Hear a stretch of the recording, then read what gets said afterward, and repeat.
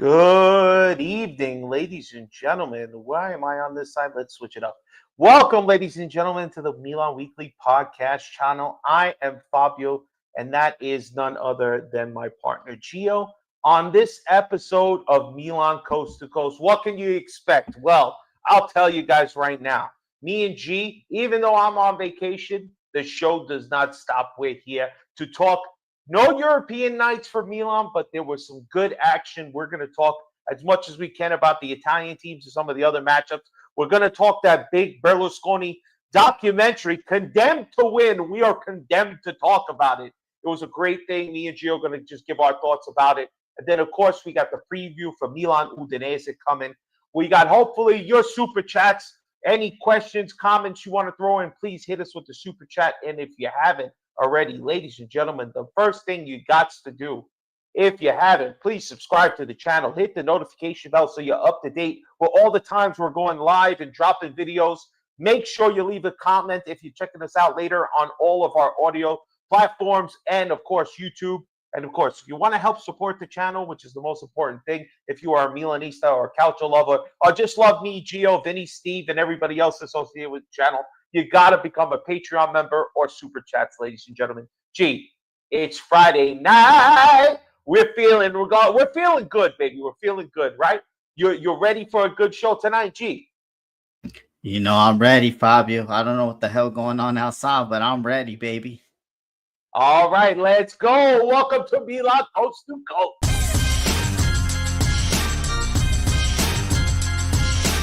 Milan Weekly Podcast presents Milan Coast to Coast with your host, Gio and Fabio. Benvenuti nella casa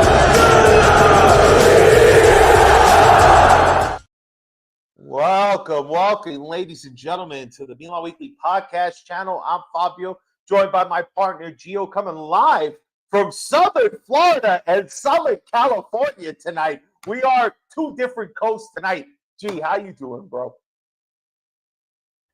Nah, it's Friday, Fabio. A lot of things to discuss. That documentary got us going crazy. A lot of things that, I didn't know, because I ain't got no family in Italy. And then just to see, like, the Italy teams in Champions League, and then let's see with the preview. But I'm excited, man. Friday nights are our best nights, Fabio. Hell yeah. It's usually where we do our best work, ladies and gentlemen. Well, let's, G, before we get to the documentary, we had a lot of good football that happened. Unfortunately, we weren't a part of any of it because there's no European nights for us right now. But there were Italian teams in the Champions League. So let's start with one of the premier matchups that happened this weekend, ladies and gentlemen. This week, excuse me. Manchester City hosting Napoli. The return of De Bruyne back in Manchester City. And, well, the game got put pretty early thanks to a stupid tackle by Di Lorenzo. I mean, I don't know what the hell he was thinking. An awful play on the through ball and then just sliding into Haaland, not even trying to get the ball. He was lucky at first that the ref thought he actually made contact, but then they review it, and here we go. There he goes, sent off, the game down the drain. G, what were your thoughts on Manchester City, Napoli? You know what's a good test? What I was trying to see is a good test for. I want to see if Conte legit, because we know that he's Faloni, but only just like Lord Figo is, stealing people's lines and all that. We don't do that over here. We know Dame Dashes with Camerons over here. But anyways, no, I just wanted to see the matchup, because I think that Napoli, they really had a good transfer window. They just had key pieces. They got a little bit younger. Center backs and everything. So I just wanted to see, and then like always a good to see like a homecoming from Kevin De Bruyne. But Di Lorenzo, man, he's been having a lot of brain farts like that. So what else do you expect from that? So and this is a constant starter on the national team for Italy, and this guy goes and ruins captain in the Napoli team this night, and he ends up getting sent off. Listen, they did pretty good to hold them for the first 45, but the second 45, within the first 10 minutes, they give up a goal to Haaland, and then Doku, who was just a beast himself, another 10 minutes later. These players in Man City, let's just say one thing, though. Tajani was out there. He didn't look great. Any thoughts about what you saw from him, then, as a former Milan guy? Fabio, I mean, this thing was to Johnny, he got everything, but sometimes, well, last year he showed his end product, but the games that I've been watching with Manchester City, he hasn't had that end product, and that's what a lot of people were saying. Like he had a couple chances, Fabio 1-on-1, and then he doesn't. He shoots it, but he shoots it wide. So, I mean, Tijani, he's still building probably about the physicality, everything like that. So, but I mean, to me, Fabio, it would have been a great game. It was going to be a matchup from Pep. You know, Pep is my new favorite manager, Fabio, right now. Like, I love what he's doing in the press Wow. conference. Yeah, he letting his nuts hang, and I like that. Whoa. He's Pause. letting his nuts hang. Is that what we're saying right now? Okay. Oh man, listen. This is really important here. Manchester City, I think they could have had a much different game if Napoli had stayed with 11. But as soon as they dropped to that 10th guy, it was rough, man. Again, I thought, man, Tishi's going to find it at some point, but he didn't need to. The rest of the team picked him up. They said this was Italy's best versus England's best. Well, the game was pretty much screwed up within the first 20 minutes. But let's go to a game that actually had some real thrilling parts to it.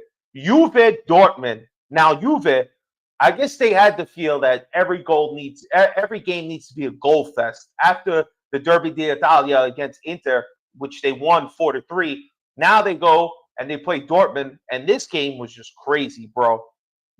Juve 4-4, goals by your boy Susan, 2 goals from him, and Kelly again finding the net. What were your thoughts on Juve Dortmund 4-4? Bro, like Susan Vlahovic out there putting in that resume like that. We messed up not picking him up. Boy, oh boys. Susan, I think he's finally fit, Fabio. He looks fit and boy, oh boy, ever since he came out. But that first goal from Adeyemi, woo shit, man. That was a rocket, bro. And stuff. But you know what? I want to say, Di Gregorio, you got to do better on that third goal. I don't know how. I think Yan Ito, his name is. I don't know how the hell he made that third goal, bro. That was crazy. But it was just crazy to see, man, that Turdo got them scoring goals. He ain't got them defending, but he got them scoring goals. They scored, what, 2 goals in 3 minutes in the final, in Yep, extra in the time? final. Yeah, Yeah, yeah. 94th and 96th minute to save the game. yeah. So, I mean, look, it looked bad because they got that 4th goal on the pen right at what, the 86th minute. So it looked like it was over. There was no coming back. And then they pulled 2 goals out at the end. I mean, that was pretty sweet, man. Pretty good. I mean, listen, I know Juve, they're a little like, you're not exactly sure what to expect of them. They didn't want to keep this coach, and they were looking around maybe to go somewhere else. But in the end, he's got them playing pretty good. They brought in some good talent, and they're making shit happen. So at least they took a point, didn't go out without nothing, because they looked like they were going to go down all 3 points there. But let's go to the other team. All right. So before we get to the last team, we'll talk PSG Atalanta, the defending champions PSG hosting Atalanta, and man, this game was over from the jump, bro. 3 minutes, Marquinhos scores, and then Kvaratskhelia with a great goal to put them up 2-0. Woo! And then they just kept rolling, bro. Nuno Mendes, another one, and then Ramos gets the last one in extra time. I mean, disappointing, but did you expect anything different when PSG Atalanta? Hey, Maldini lovers, you guys said that Kvaratskhelia couldn't play on the right. Well, who's playing on the right now? Okay, you Yeah. see, your daddy made a lot of mistakes too, but we're not gonna be here or there. But boy, oh boy, Kvaratskhelia goal was crazy, bro. And then our favorite clown of the week or the donkey of the day, Musa, giving away a stonewall penalty. His ass has not learned anything, bro. He has not learned anything, bro. Like, boy, oh boy, thank you, Atalanta, for taking out his salary off the books because we don't want him, bro. Yeah, they're not going to keep his ass. They're going to send him back for sure once they realize what they got. So definitely disappointing. And the only Italian team that actually showed up in the Champions League and helped me hit my bet, thank you very much. You finally did something good. 2-0 over Ajax. 2 goals again from Thuram. Thuram is a goal machine right now. What were your thoughts on Inter Ajax? You know what? Inter, they not playing good in the league. They getting beat up all over the field, just like Diddy used to beat up on Cassie back in the days. Which is not Oh, cool. Yeah, but they came, and that's the difference between us and Inter, bro. Like they take care of business. Ajax, yeah, they're there, they're a tough team, but they take care of business. And Taram is a guy that shows up when the team needs it. Not in the finals, not in the finals, but if you need to go group stage, semifinals, quarterfinals, but in the final, we go missing, like Lord Figo under the Lower East Side Queens, wherever that is. Listen, all I know is Thuram, both sides of the interval he hit, and I was happy because I needed it to hit my bet. That's all I give a shit about. But good for them, at least being the only team to show up for Italy in this Champions League first round. Few other games we want to just touch base. Bayern, Chelsea, man. Now, I'm not going to front, man. I thought Chelsea is one of the games I stay away from on the bet side. I did want to put Cole Palmer, and I should have. I'm an idiot. I would have had that anytime goal scorer. But Bayern showing their quality at home. 2 goals by Harry Kane. I mean, what were your thoughts on this one, bro? Well, we trying to I'm trying to figure out if Chelsea is good or they're not good. They won the World Club Cup, but it showed, man. I mean, they still got a lot of work. It's like Chelsea is crazy, bro. Like, yeah, they sold a lot, but boy, oh boy, they bought a lot of talent, but they still missing a sub striker and stuff like that. They're very limited and everything like that. But it was just very disappointing. I thought it was probably gonna be a 4-4 game, but I thought wrong. Bayern, they put the clamps on them, bro. All right, and the last 2 teams we're going to talk about are the 2 Spanish giants. We'd be remiss if we don't talk about Real Madrid defeating Marseille and Barcelona defeating Newcastle. What were your thoughts, bro? I mean, Barcelona, I wasn't aware that Lamine Yamal was hurt, but they were able to still go in there, handle their business. Still have Rafinha, still have Lewandowski, and they did what they needed to do against Newcastle. I can't front. I always looking forward to seeing Tonali and hoping he does well. But Marcus Rashford was the star of the game. 2 goals for Barcelona, and he's looking pretty good, man. Looking pretty good. What were your thoughts on these 2 games? Yo, Tonali got schooled on that second goal, bro, because he was with him, and then he did the little shimmy. He gave him that space, and then he did that rocket. I think Eddie Howe, he let Newcastle down. I think if they would have played that Voldemort, they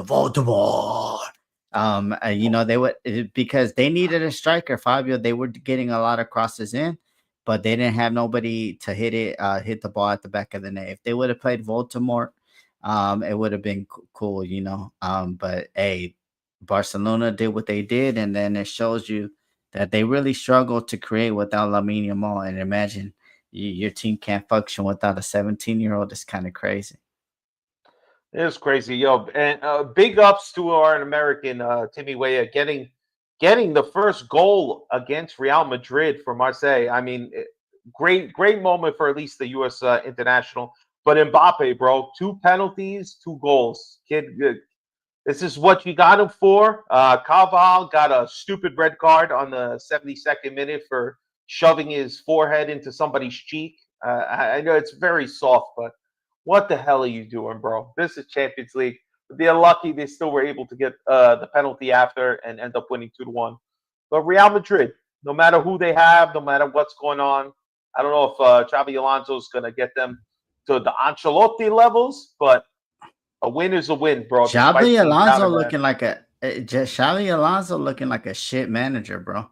Or he's not up to that pressure. I've been watching all their games, and they've been looking trash, bro. Even in La Liga, they look straight garbage, straight diarrhea shit. Like it's just crazy. He's on fraud notice, Fabio. He's on fraud notice. You think he's a fraud, even though helping Leverkusen get that chip a year or 2 years ago? But remember, Gasparini, Dick slapped them all around the pitch. He went pop, pop. Whoa! No.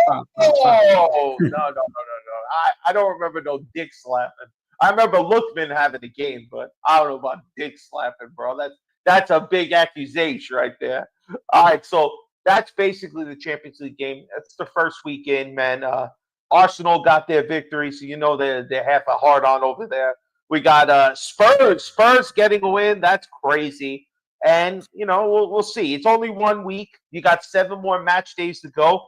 But tough start for the Italians. It'll be a damn shame if Inter's the only one in the top 8 with this new format. But we digress. Let's move on. So in the United States, there was a big documentary that dropped on Tuesday, a 3-parter, whole bullshit. Have to sign up for extra ESPN Plus Unlimited. This is ass. We got it all. I don't really understand it, but we made it happen. Got to check it out.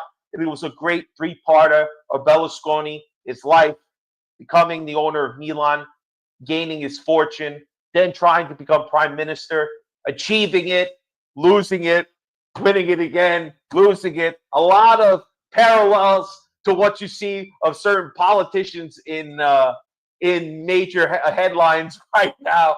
Berlusconi was doing it back when nobody expected. And big ups to the documentary for never uttering the words "boonga boonga." I'm very surprised that did not hit the airwaves. But what were your thoughts on the documentary, bro? You know what my thoughts were, Fabio? Like when Berlusconi bought us, he was a revolutionary. Like, he had like, okay, we need to make this money on advertisement. We need to do this. We need to do that. Like very Americanized, like the Premier League has done. Don't get it twisted. A lot of y'all motherfuckers hate Americans, but we are your daddy. We teach you how to get this money on. We teach you how to get this money on. Because let's be honest, footy or couch or whatever you want to call it is a broke sport. Like y'all not even making 40, 50 million a year unless you go into Saudi Arabia and all that. But that's not here nor there. But I liked how he was a revolutionary, and then he became the typical Italian, like that guy that's holding us back, that doesn't want us to build our stadium. And I really thought, like, every time that he would go for re-election or do for the prime minister, Fabio, that you would see a dip in Milan. When he was just solely focused on Milan, in 2 years, Frigo, something you can never do. In 2 years, Scudetto, next year, Champions League. That you can never do that, Lord Figo. So I want you to understand that. So in 2 years, he did all that, and then he started and I liked how he started his media company. He worked around the system and stuff like that. But my biggest take is that he never wanted to go to jail and drop the soap. You feel me? Because every time that he was about to get convicted, he became the prime minister, and then he passed another law, and then that's when Milan would dip. Every time that he was busy, that he couldn't go to the games, we were dipping, and dipping. And that would happen. I think he got elected like 3 times according to the documentary. I believe so. I think it was 3 times. Yeah, because I think it's like a 4 or 5 year term as well. Yeah. Every time he and did then it, yeah. my only gripe with him is like I think it was I don't want to say the word wrong, and I wish that Facebook Frank was here. It was like the Talagati scandal, and that was in 2008, and in 2009 Qatar. The people who own PSG, they came a knocking to Berlusconi, and then he didn't sell us. I mean, that's my only gripe with him. No, they didn't. They didn't mention that. Yeah, they didn't mention that, but he had that scandal, so he already knew. Like, bro, you knew you was messed up. You should have just sold us, and we would have had all this money in this world. But that was my only thing. But my thing is like, I think the best comment out of the whole documentary was like, Serie should have been the Premier League, but we were too greedy. And like we said, look at us, we can't even build a stadium. Like, we had all the talent. Premier League. Did you guys see the talent that we had in the 80s, 90s, early 2000s? Premier League would just dream of having that right now. Yeah, y'all had said that we never had Messi, but we had Maradona. We had all these great legends, bro, in the game. I guess we just forgot to we don't need to be marketable. We're going to be like this forever. We never evolved with the change. That's the only thing. Well, what's really interesting, though, when you watch it, and being that you and me were basically 1 year old when this guy took over, it, he implemented class. He wanted to have Armani and Gucci, all the high designers. He redid Milanello, so it looked like a luxury lodge. I mean, again, the guy just said, you know what, we're going to turn everything to a high class operation. And remember, just a few years earlier, they were relegated to City B. And of course, the stupid clock has to go off exactly at the same time. But all right, G, I'm gonna have to mute myself for a second, but you keep talking about the documentary while this clock finishes up, bro. Nah, like I said, like I don't know, but I just got a better insight because like Fabio, he got a family in Italy, so like he'll have more insight. I love the documentary. I think like everything they put together, and Boban was like one of the main guys, and I like shout out Apollo Tatori. He's like a Milan fan that got in, that was like in journalism and everything. It was a cool, and Sumo was there too. He was there, and it was just crazy to see everybody's aspects and to see how Milanello was like A1. I guess they say the best training ground right now is Manchester City's. Like that's how class Milanello was, and in that time, bro, Milanello was like up here, and then all the other clubs are right here. Like yeah, I couldn't even see that training ground and stuff. And then they would just say that Berlusconi will call them, and then he was already signing it on the dotted line. So, good take for me that doesn't have any family in Italy, and just wanted to know more about it. But I like the 3 part condemning to win. Condemned to win. I mean, the Mm. guy, honestly, I think his major thing was that he kept wanting to do more and more. I think if he just focused on, you know, just collecting his money with his cable channels and also focusing on Milan. But when you start getting that sort of success and having that sort of money, there's this extra temptation of power that, you heard in the documentary. He even said that basically his parents were telling him, one day you're going to be the president of Italy. You'll be the prime minister, and he really thought that. And with being so successful as the owner of Milan, implementing so many changes, bringing in high quality players, and bringing in this coach that he believed in, because everybody else thought it was crazy. I mean, he didn't even have any real. I think he was at Parma in Serie B, and he brings him up after a week or two of bad football or not looking like they're really on the same page. They started clicking, and then we've had some historical seasons in the next 4 or 5 years there, and then switching to Capello, winning the Champions League, having back-to-back appearances, losing one, and then winning against Barcelona 4-0. Then having a bit of a dip, coming back, and then the Renaissance era with Ancelotti and winning the Champions League and winning a couple of Scudetto. I mean, it was just such a great time, and it was so great to reminisce, being that you and me really only got to watch the Ancelotti time in real time. Everything else before that has only kind of been historical, told to us. So to see it from the beginning and have such a major institution like ESPN putting a documentary about Milan, it was great. Berlusconi is a character in himself. And then, of course, they did touch upon the fact that they sold us to a nobody, a Mr. Yeah. Nobody, as the guy said it. And they showed that the iconic, insert coin in Stage AC Mhm. Milan. It was just a great documentary. And like, I just echo your sentiments. If the guy just stuck to Milan and not being greedy and wanting more power, he could have probably gone even longer. But the rich and powerful, they always want more, and he wanted to be the prime minister. And every time he was basically doing a lot of stuff that we see politicians are doing now, and he was doing it ahead of his time in Italy. He really was revolutionary, and he was rubbing shoulders. You saw Bush, you saw Putin. Yeah, he was up there, man. He was up there. So I don't know. How can people say you hate Berlusconi, even with the things that you might have Mhm. politically against him, and just in regards of like a Mhm. civilization and how this guy was abusing his power and everything? I could say that if you're not a Milan fan, I could see how you focus on that stuff because that stuff is important. But as a Milan fan, how could you ever speak ill of the guy who went and said, you know what, fuck everything. I'm going to make this a world class organization in a spot. And within 1 year, did it, man. I mean, listen, if Diddy came a knocking and he had all that money, I'd be a big Diddy fan. I wouldn't give a shit, man. I'm just being honest. Berlusconi was a Diddy before Diddy. You know what I'm saying? He was doing it all. And what a time to be a Milan fan, bro. What a time. Any Fabio, other thoughts before we move on? just before we move on, in the documentary, who was like the better coach out of all three of them?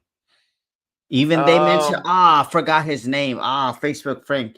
It was the guy after he became the prime minister and it went down, and then bro, because his name is not popular.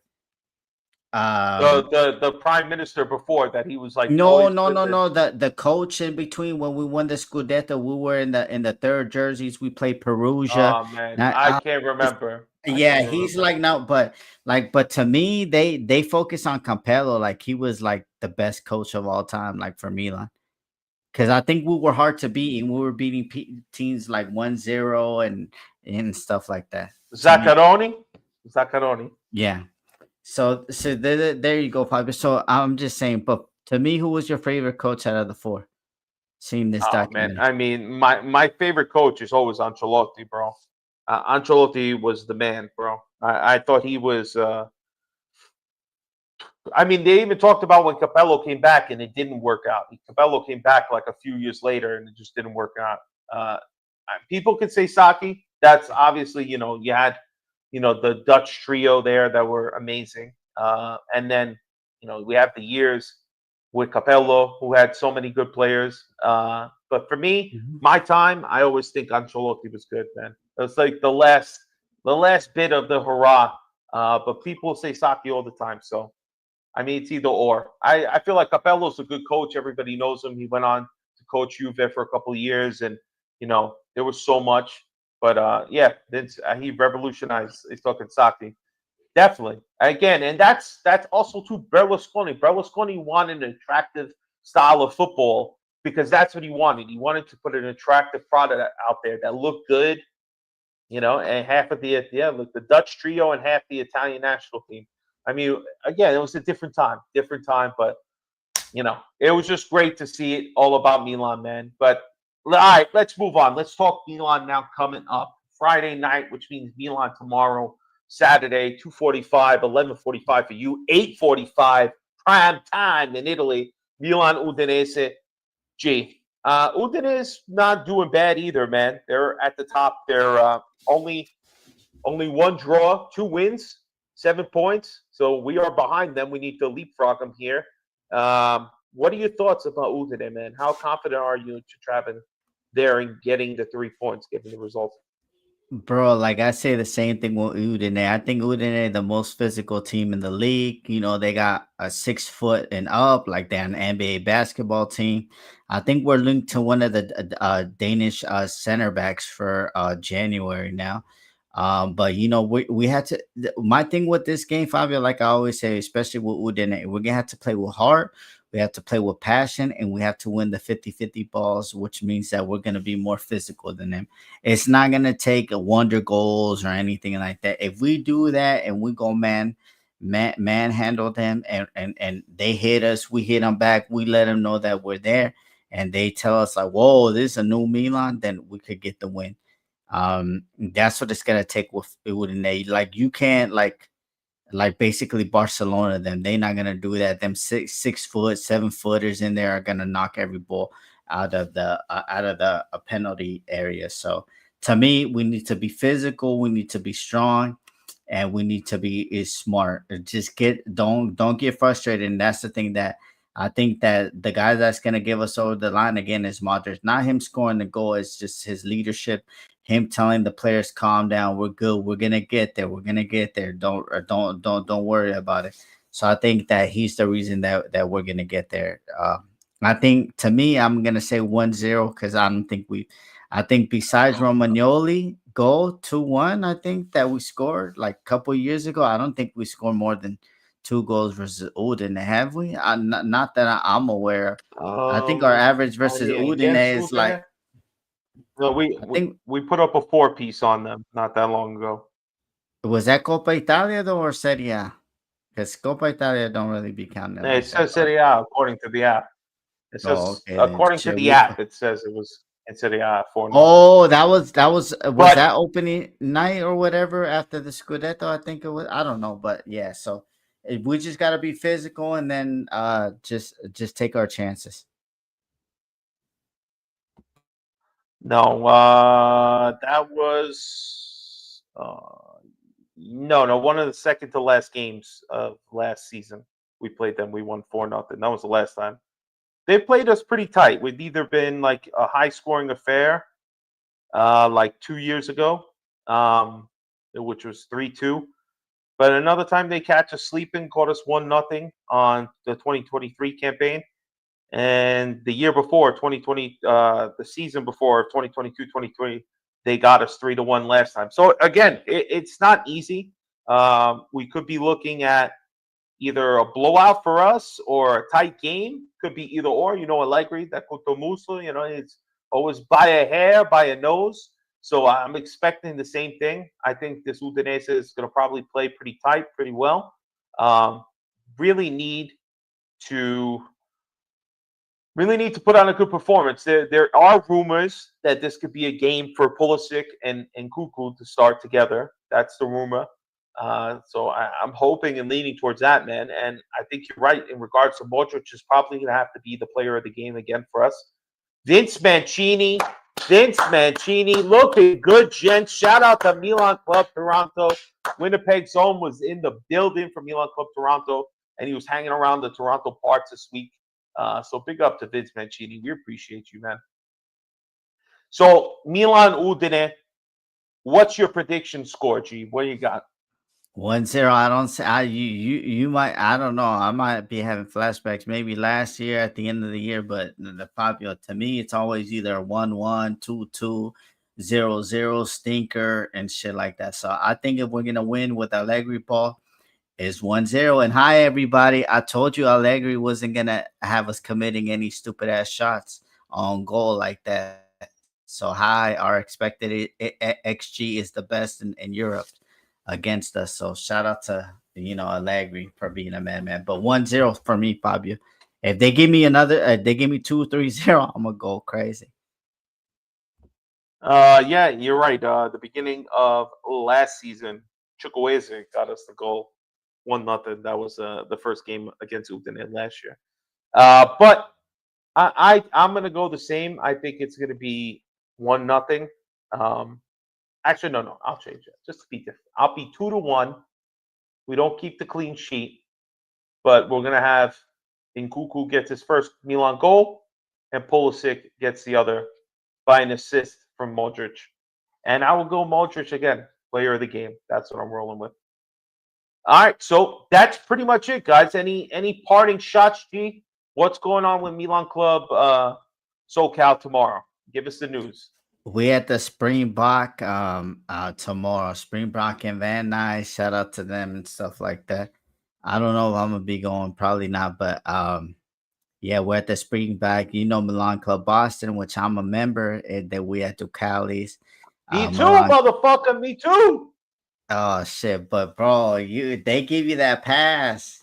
Nah, I'm playing. Yeah. I'll play, but I'm playing. But now, shout out to all the clubs like that we mentioned. Milan Club Dublin's gonna be at the Woodshed.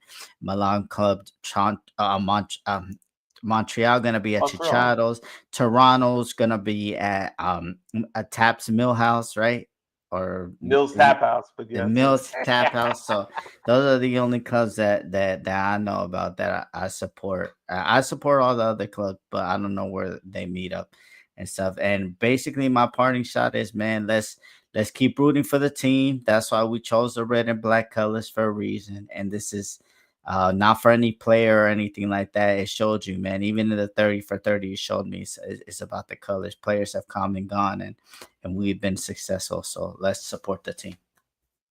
Absolutely. I'm just going to piggyback in regards to the clubs, of course. New York City Club meets always at Legends Bar in the Football Factory, 33rd and 5th Avenue. Go check it out, 2:45 game time. There will be members of the club in attendance. It'll be a great atmosphere. Do not miss it. Go check it out. I'm going to be watching right here in my living room because I am in Southern Florida right now. Chilling, but we'll see. Well, hopefully I can make it out for the Milan Napoli game or Milan Juve game, one or the other. It's going to be big match, big stuff going on. Guys, it's always a pleasure to be here Friday night. I know we're Yes. gonna quit. A big announcement, man. If you're in the LA area, please come support us for the Milan Juve. I think we're gonna be putting a link. We are trying to get the game at the Cosmo. You seen the Cosmo, what it is, Fabio? You seen the Cosmo, right? It feels like That is yo. we're trying You guys to do get that. it. A Milan Club Milan Club, Juve Club Hollywood. They got like 40 people, and we need some. We got the Milanistas, you know, me, Ale, and all them. But they will be there if we go to Cosmo. But we really need like more heads. So if you see anything on our thing, we trying to be at the Cosmo, bro. This shit will be legendary. First Serie A. Like this gonna be crazy because you know we're gonna be posted everywhere and stuff like that. So if you are a LA Milan fan, come. Even if you're a Juventini, bro, just come, bro. We need Serie A to grow because that's what I'm about to. I hate those fuckers, but if Serie A gotta be seen good too, let's do it. So that's my last shout out. My bad. That's what's up, man. You got to give us a report from there if that goes down. That's going to be dope. So if you're in the greater LA area for Milan Juve the first week of October, you got to come through. Stay in touch. Follow Milan Club SoCal on Instagram. I'm sure they'll keep it posted if things are going down.